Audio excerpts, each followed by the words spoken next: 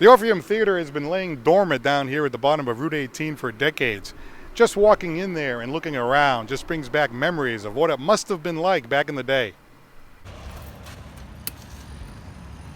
Is it going to be warm in there? Oh, warm? Cool. You guys are lucky. You got insurance here, right?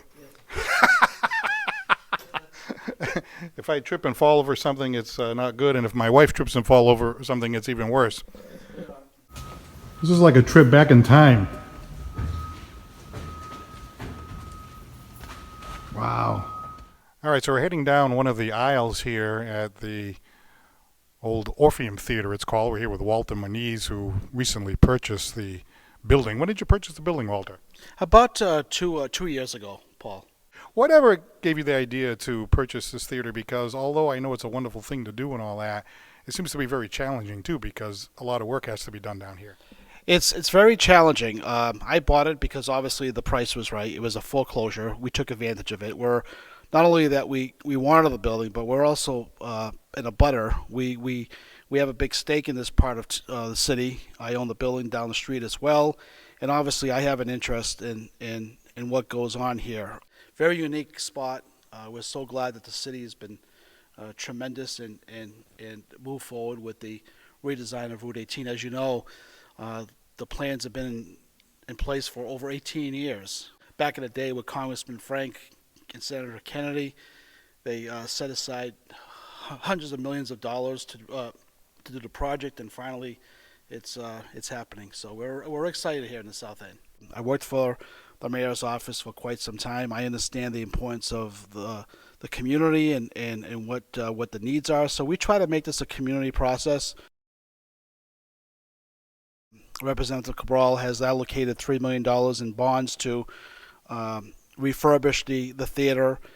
So we're working with his office as well as Bill Keating on the federal level, making this a national register. It's one of the one of the oldest theaters in this country. We definitely want to bring all the resources together to try to refurbish this theater, at the same time making it financially feasible. I also want to thank you, Paul, for taking time of your busy schedule. I know personal and professionally, for coming down here and bringing awareness to this building to your followers.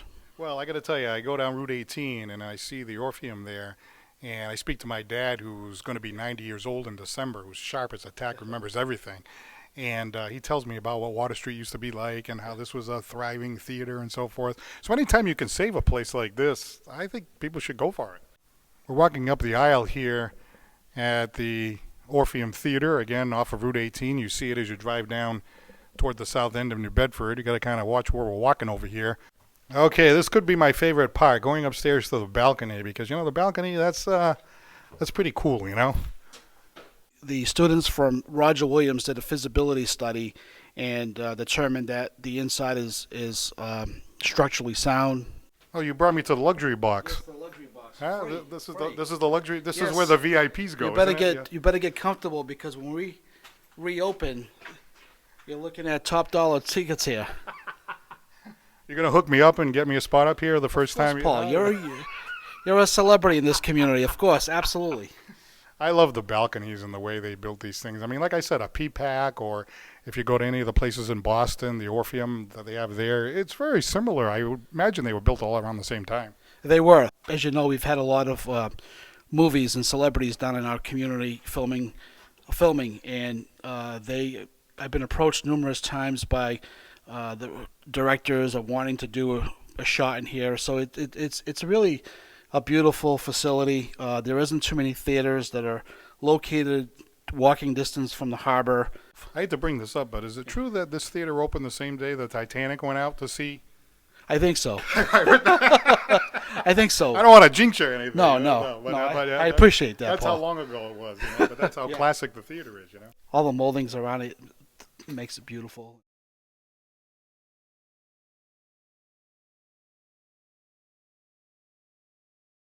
City the size of New Bedford, we're fortunate that we already have at least one performing arts theater with the Zeiterion and so forth. How do you envision this thing coming to fruition and providing another entertainment facility here in New Bedford?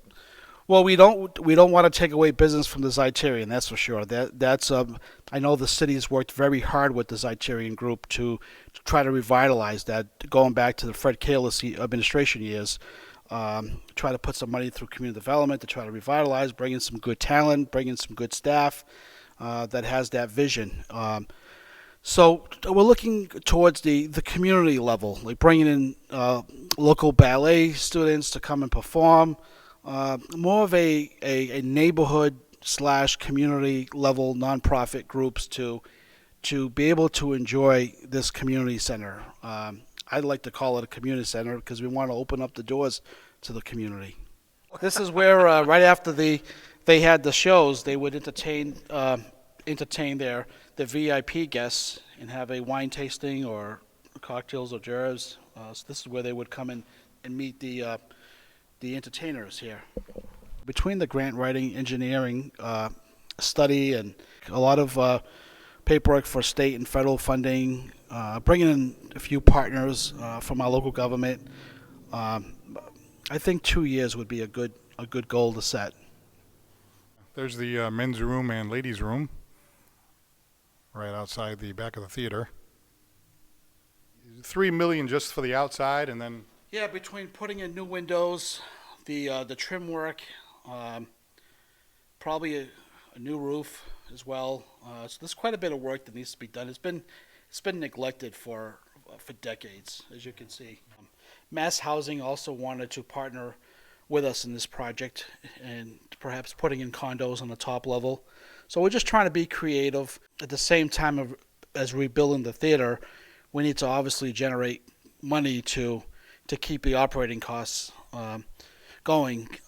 Just trying to look outside the box and try to generate some funds here. think outside the box. I like that. Yeah.